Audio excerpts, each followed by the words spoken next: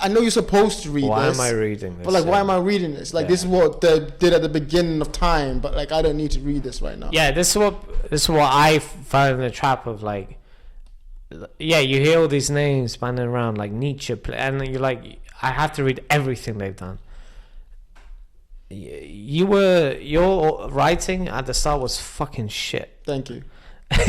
When you start reading Bukowski, you get this like you get this truth straight away. He tells you straight away, like he writes poems to his publisher, like, thanks for sticking with me through the shit I put out. Yeah, because at the beginning he constantly takes the piss out of himself early on.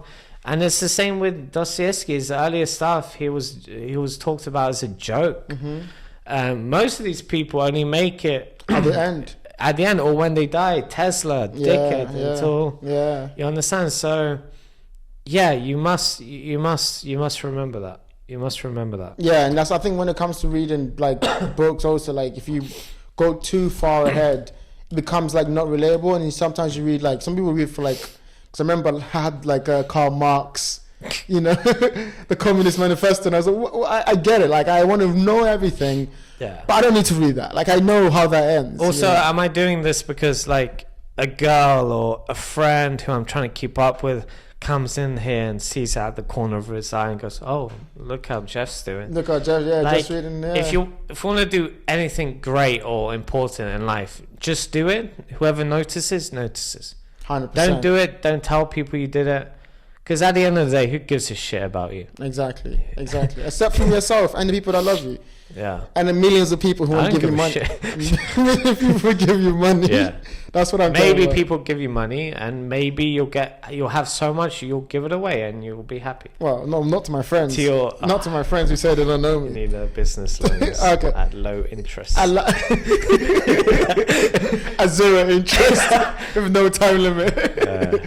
What book would you give to your son or daughter to read, to your child? Imagine they're 10 years old or 14 years old, let's say, from when they can read, when they first start to understand words and ideas. What's the one where the guy...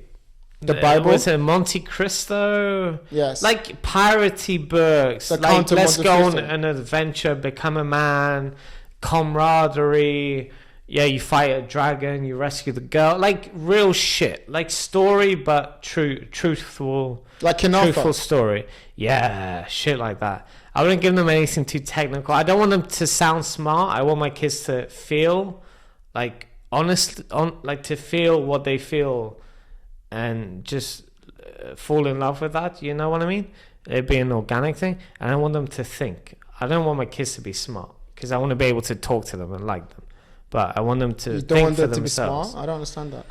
I want them to be intelligent, not smart. I don't want them to know everything because I won't even know everything. Like not when a nerd. I'm 60. Neither will you. Not like a nerd, like, oh, technically that. Yeah, I want them to be like, intelligent, but I want them, more important than anything, to be able to think for themselves. Yes.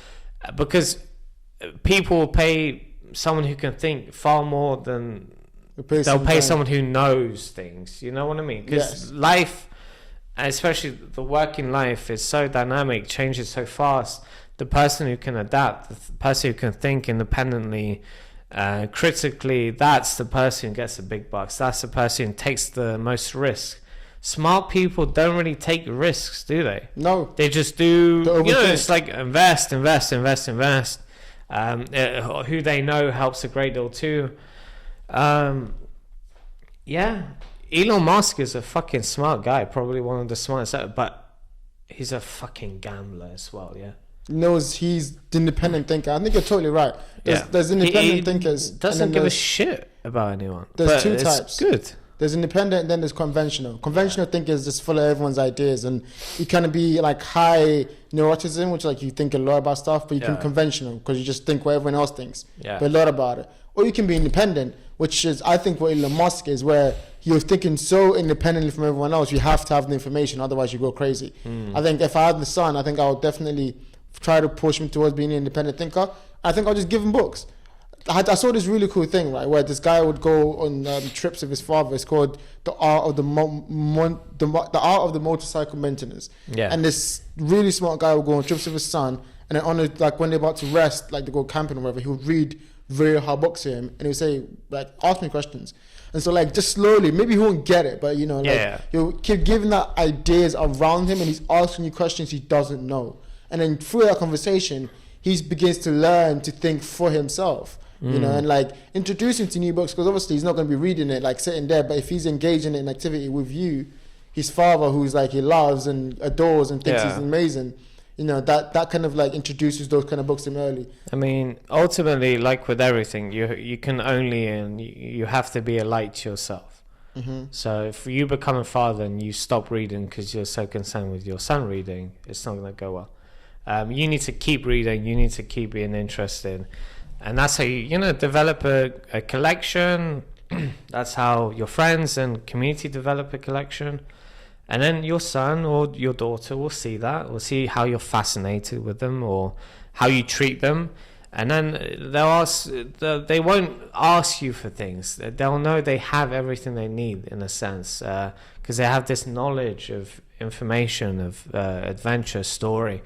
And then the friends they see you hang out with, or the friends they take you to spend time with their kids, they'll speak about books and they'll have a book collection. And it won't be a thing that's not cool or the G word, which I would have said 10 years ago.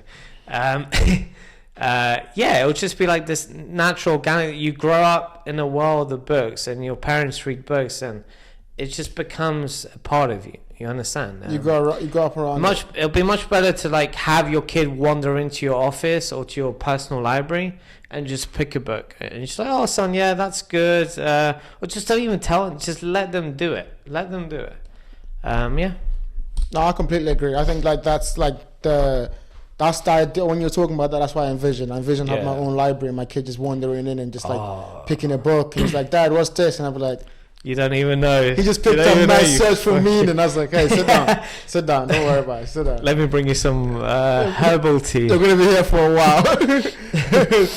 Wife, the son is not... striped pajamas. Okay, and then you mentioned making sure that you never lose that touch of you reading and stuff like that, and keeping that engaged. On the topic of that, what book are you looking to read this year? What are you looking forward to reading? What's one book you've always wanted to read that you haven't read yet that you're going to tell the rest of my channel that you're going to read?